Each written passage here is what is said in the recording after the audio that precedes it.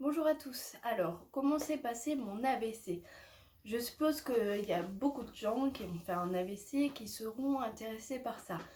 Je vais prendre mon temps cette fois-ci. On est parti. Pour ceux qui viennent de me connaître, je replace le contexte. J'ai fait une licence de LEA et j'ai acheté un rat, une rate qui s'appelle Nina. Vous pensez que c'est pas important, mais ça aura son importance par la suite. Et ensuite, j'ai décidé de faire un master en traduction. Donc j'ai été prise par la fac de Montpellier, donc en 2011, non, en 2010. Je suis partie à Montpellier, j'ai emmené mon rat, j'ai emmené mes affaires et tout. Pendant mon M1 de traduction, donc 2010-2011, je vais faire un semestre court et un semestre stage. Fallait que ça fasse au minimum 4 mois. Ça n'avait pas d'importance si on prenait 1 ou 2 ou 3 stages, du moment que ça faisait 4 mois. On avait à choisir un stage à l'étranger, dans un pays qui parlait une langue qu'on maîtrisait. Donc j'avais le choix entre le Royaume-Uni, les États-Unis ou l'Espagne ou l'Amérique latine. J'ai choisi l'Espagne parce que pour moi c'était évident. Donc je me suis inscrite sur un site animafest.com. C'est un site espagnol. J'ai mis mon CV et 2 jours après, j'ai été contactée. Un hôtel était intéressé par mon CV, j'étais prise. C'était à Moracal, dans le sud-est de l'Espagne, en Andalousie, et ça donnait sur la Méditerranée. J'allais être réceptionniste à l'hôtel Oasis Tropical, un hôtel 4 étoiles. Il y avait l'hôtel Bess Moracal, qui était à 200 mètres de distance de l'Oasis Tropical. Je me suis fait plein d'amis français là-bas et on allait être dispatchés dans 2 hôtels. Alors j'ai décidé de prendre un Blablacar de Montpellier à Gérone et de prendre une voiture de location de Gérone à Almeria. Almeria et Moracal, c'était à 100 km de distance. J'allais aller du 1er mai au 30 août, normalement. Mais j'ai fait mon AVC avant. Enfin, je suis arrivée avant, le 1er mai. Je suis arrivée le 30 avril, je crois. J'ai décidé de prendre 2 jours pour aller à Almeria. Donc je suis allée en Blablacar de Montpellier à Gérone. Je suis arrivée à Gérone. J'ai pris ma cage de transport et ma cage de voyage et mon rat. Et je suis partie à Gérone. Arrivée à Gérone, j'ai pris la voiture de location.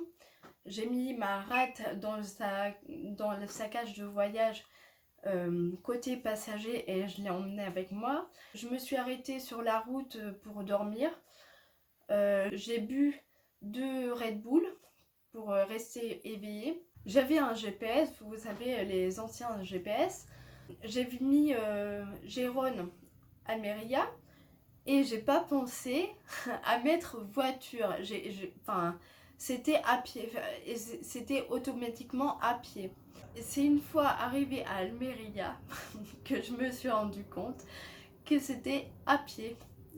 À Almeria, j'ai laissé la voiture et j'ai pris le bus jusqu'à Moracal. J'avais rendez-vous dans l'hôtel Bess Moracal et je suis arrivée très très tard, genre à 11h du soir. Une fille française était en train d'attendre au comptoir devant les réceptionnistes. Et on a été accueillis par le directeur de l'hôtel et il nous a dit vous dormirez pendant 3 jours dans l'hôtel, vous serez comme des clients. Ensuite, on vous placera dans un appartement où vous serez 4 colocataires. Dans les chambres, Tout était magique parce qu'on avait vu sur la piscine et sur la mer. Parce que déjà, la fille que j'appellerai Gertrude, parce que vous allez voir, vous allez voir pourquoi je l'appelle Gertrude par la suite. On s'est fait des amis là-bas. Gertrude s'est fait un ami Luis Miguel, qu'elle appelait enfin, on l'appelait Luis Mi. Il était animateur comme elle. Elle allait être animatrice dans l'hôtel Bess Moracal.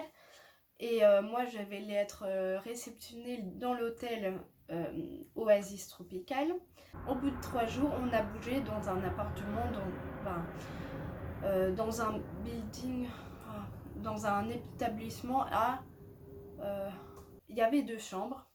Une chambre était pour moi et Gertrude, et l'autre chambre était pour les deux restants. Et 1 mois plus tard, on a vu arriver un mec qui était gay, ça se voyait direct, donc c'est pour ça qu'il était avec nous, et une fille qui avait, ils avaient tous les deux 18 ans, et ils venaient de Bordeaux. La fille qui était avec moi, elle venait de Marseille. En même temps que sont arrivés nos 2 colocataires, 4 garçons, dans un autre appartement, je crois que c'était au-dessus. On a vu arriver aussi une Française qui allait être dans un autre établissement. Un des mecs au-dessus allait être avec moi à la réception. Donc j'ai rencontré le chef de la réception. Quand j'ai commencé à travailler à Moracal, j'ai dit à mes réceptionnistes, j'ai un rat chez moi, à notre appartement. Et elle m'a dit, une des filles m'a dit, non mais une souris. J'ai dit non, un rat. En étant réceptionniste, je faisais le check-in, l'entrée et le check-out, la sortie. Je prenais les cartes, enfin j'encaissais. Je faisais les cartes. C'était pas une clé qu'avaient les clients, c'était une carte pour rentrer dans leur chambre. Je faisais les cartes, je marquais le numéro de la chambre et en dessous le client, et je l'ai placé dans des encoches. C'était un grand tableau avec des encoches, avec tous les numéros de l'hôtel. Il y avait la chambre et la vue en fait. Si quelqu'un précisait nous voulons avoir vue vers la mer, je notais. Et quand il précisait pas, je choisissais le vue sur la piscine. Et il y avait vue sur les poubelles. Je vous jure que c'est vrai. Vue sur les poubelles ou vue sur le mur. Une fois, un client, je lui ai parlé et il m'a dit non, je veux une vraie espagnole. Et je lui ai dit, mais je parle bien, dites-moi ce que vous voulez. Et il m'a dit, non, je veux une vraie espagnole, non, vous parlez mal. Je parlais bien, d'ailleurs, plein de gens m'ont dit que je parlais bien. Et j'étais tellement en colère que je suis allée chercher ma collègue et j'ai écrit son nom. Et il y avait des cartons comme ça. Et j'ai écrit son nom et son numéro de chambre et j'ai essayé de trouver une place vue sur la poubelle. J'étais tellement énervée que je voulais lui faire la misère. Mais bon, ça n'a pas marché. Je devais faire pas mon mémoire, mais mi-juillet, j'ai eu ma réponse. J'ai terminé mon mémoire, je l'ai envoyé, je l'ai eu. Et 1 semaine après, j'ai eu mon AVC. On s'était vu pour la première fois à l'hôtel Bess Moracal. On avait fait plein de trucs ensemble. On avait été dans une ville, une vieille ville, histoire de visiter un peu. On a mangé là-bas. Elle m'a dit je suis boulimique, mais maintenant je le suis plus. Et devinez quoi, elle a été reboulimique à Moracal. Parce que boulimique, c'est pas c'est soigné et basta. C'est quand tu l'as, c'est pour toute la vie. Une ex-colocataire de Devin m'a dit ça, je suis anorexique, mais maintenant je suis bien, mais l'anorexie, c'est quelque chose qui se passe à vie. Si tu fais pas attention de pas retomber, tu retombes. Et là, c'était le cas pour la boulimie. Tout était à tout le monde, ce qu'il faut surtout pas faire dans une coloc, parce que t'as toujours un qui se croit tout permis et qui mange des trucs aux autres. Et j'avais eu l'idée de coller des gommettes de chaque couleur. Moi j'avais, je me souviens plus, j'avais la rouge par exemple, je collais une gommette rouge sur tous mes aliments. Elle rentrait plus tard que moi, bien plus tard que moi, elle sortait pas avec les mêmes garçons que moi, j'allais avec des mecs français et elle est avec des mecs espagnols. Donc je rentrais assez tôt parce que j'avais travail le lendemain et elle rentrait quasiment tout le temps plus tard et elle allumait la lumière. Peu importe si je dormais, elle allumait la lumière. Et la fois où je me suis le plus engueulée avec Gertrude, c'était la fois où elle m'a piqué un gros morceau de beurre. J'avais la gommette qui voulait dire que c'était à moi. Et c'était 3 ou 4 jours avant mon AVC. On a arrêté et moi j'étais dans la salle de bain. Elle est passée derrière et elle m'a fait ça, un petit coup de poing dans l'omoplate. Et moi je me suis retournée et elle a filé dans notre chambre. J'ai ouvert la porte et j'ai dit tu ne me parles plus jamais.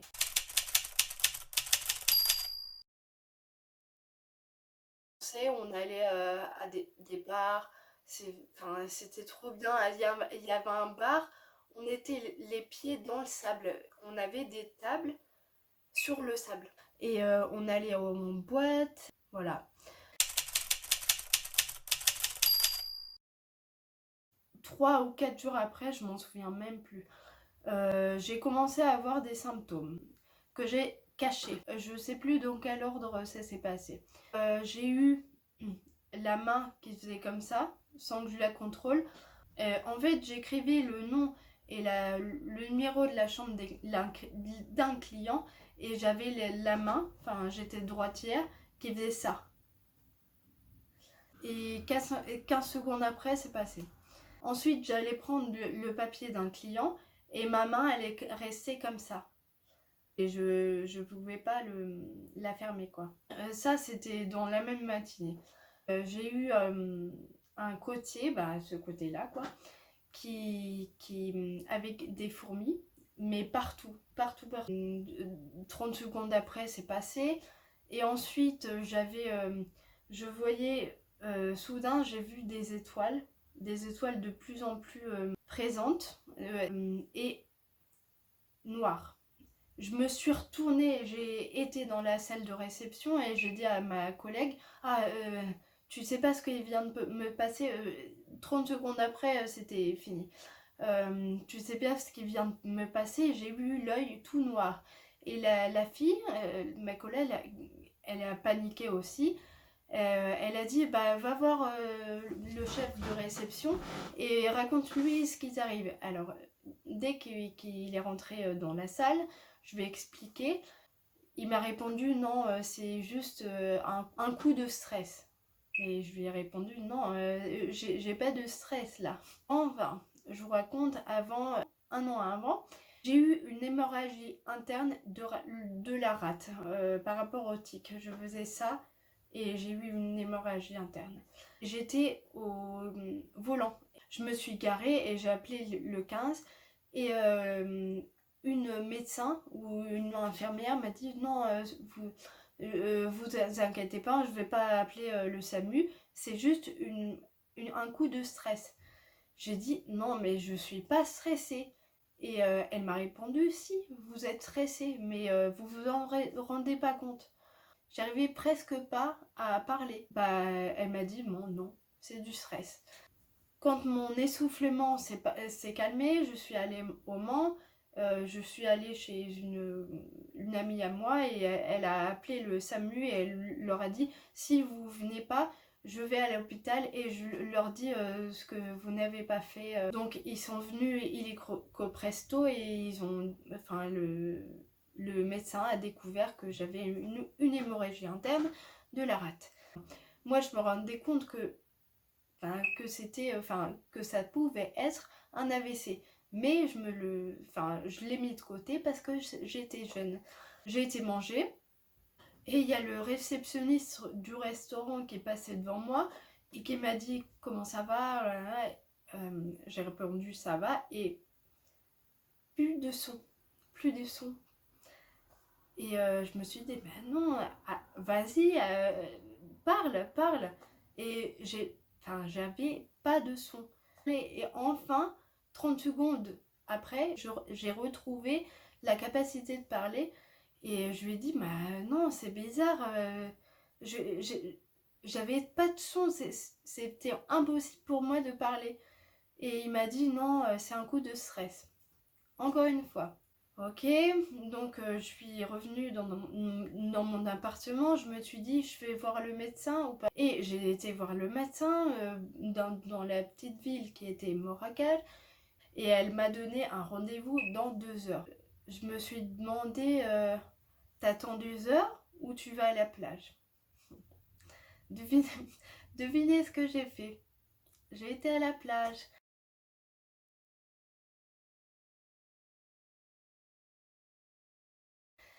Et du coup, bah, comme j'avais plus de symptômes, je me suis dit, le soir, j'ai vu mes copains français. Je racontais tout ce qui s'est passé. Et bah, quasiment tout le monde m'a dit, bah, c'est un coup de stress. Je remarquais que je perdais des mots. Mais je me suis dit, bah, c'est parce que t'es fatigué. Bah, je me suis dit, c'est parce que t'es fatigué. Et oui, le jour d'avant, on avait été à la plage sans Gertrude. Il y avait les 4 mecs qui étaient au-dessus de moi et il y avait mes 2 colocataires. On avait joué à Action en vérité et si tu répondais pas, tu buvais de l'alcool. Alors j'ai bu 2 verres d'alcool, mais 2 verres bien pleins.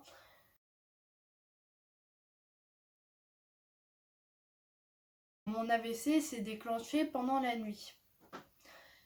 Donc du coup, je travaillais le lendemain.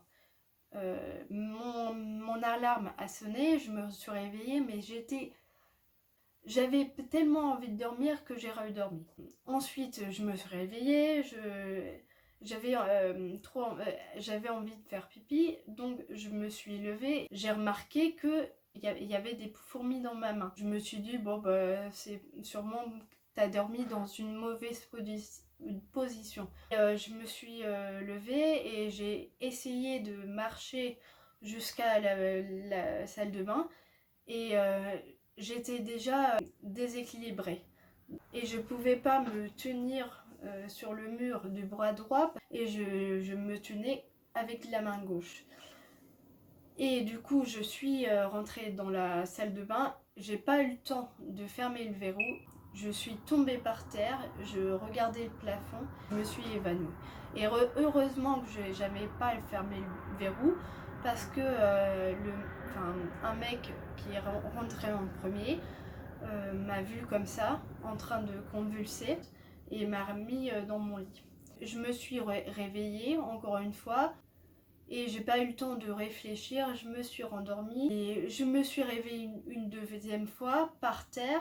Je voyais qu'il y avait du vomi devant moi. Je me suis dit bah, c'est bizarre et je me suis rendormie et j'ai fait des convulsions et je me suis réveillée dans mon lit. Je voyais mon chef de réception en face de moi, Gertrude en face de moi et le mec à côté de moi. Et c'était bien après parce que le mec il m'a dit, sur Facebook, il m'a dit des années après, je m'en veux parce que je me suis dit ça va passer, ces convulsions vont passer et c'est pas grave. Donc il a attendu au moins 6 heures pour aller en vélo chercher le chef des réceptionnistes et il a dit attention, il a dit elle est bourrée. Super. Et moi j'étais consciente durant tout le processus. Il a dit non mais un jour en cellule de dégrise, demain elle sera sur pied, elle reviendra à l'hôtel. Gertrude, elle m'a demandé comment je m'appelle parce elle a vu que je parlais pas. Et j'ai pas voulu répondre, j'ai pas pu répondre parce que je me disais je l'aime pas et je veux pas répondre.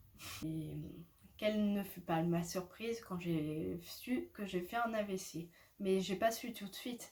Donc on m'a emmené en cellule de dégraissement, on m'a pris une prise de sang, j'avais mal, j'avais très mal et je vomissais, je crois que j'ai vomi 3 fois et je me suis dit oh merde, je vais m'excuser auprès des infirmiers parce que je suis désolée d'avoir vomi. Bah, quand ils ont analysé ma prise de sang, ils ont vu que j'avais un AVC. J'étais à un petit hôpital de Moracal et on m'a transvasée à Almeria. Quand j'ai vu arriver mon père et ma mère 2 ou 3 jours après que j'ai fait mon AVC, ils étaient là dans la même chambre. Je me suis dit ah, c'est quand même grave ce qui est en train de me passer. Enfin, je pouvais toujours pas parler. Je pense que j'ai pu reparler 10 jours après. J'ai pu reparler en disant oui, non. Je savais pas ce que je disais, alors je disais non, oui. Enfin, quand on me disait t'es une fille, je disais non. Enfin, j'ai changé les deux mots souvent, donc ça me servait à rien en fait. Ensuite j'ai dit le nom de mes parents je crois. J'ai appelé ma mère Nathalie alors que je devais l'appeler maman. J'ai commencé dès le début comme quand j'avais 1 an. À Almeria il y a mes amis qui sont venus me voir. Ah oui, les collègues ont emmené une peluche avec une peluche souris. Et j'ai trouvé ça trop mignon. Un collègue m'a donné une boîte de bonbons Montréal parce que c'est ce qu'il y avait sur le comptoir. Il y a mes potes français qui sont venus aussi.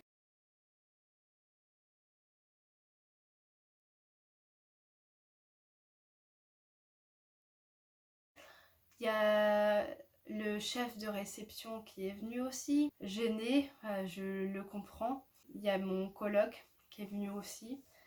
Ils m'ont bien tenu compagnie. Ils sont restés au moins 1 heure. Enfin, j'avais l'impression que c'était beaucoup. Et 10 jours après, j'ai été transvasée au Mans, ville d'où je viens. Et j'ai été à l'hôpital de neurologie pendant 7 jours et après j'ai été dans un centre de rééducation. J'ai passé 3 mois dans le centre. Et voilà, c'est fini. Oh. J'espère que ça vous a apporté des choses, j'espère que ça vous a plu, j'espère que mes anecdotes vous ont plu. Mettez-moi en commentaire ce qui vous a fait tilt dans ce que je vous ai raconté et votre histoire aussi, ça m'intéresserait beaucoup. Voilà, à bientôt dans une prochaine vidéo et bye.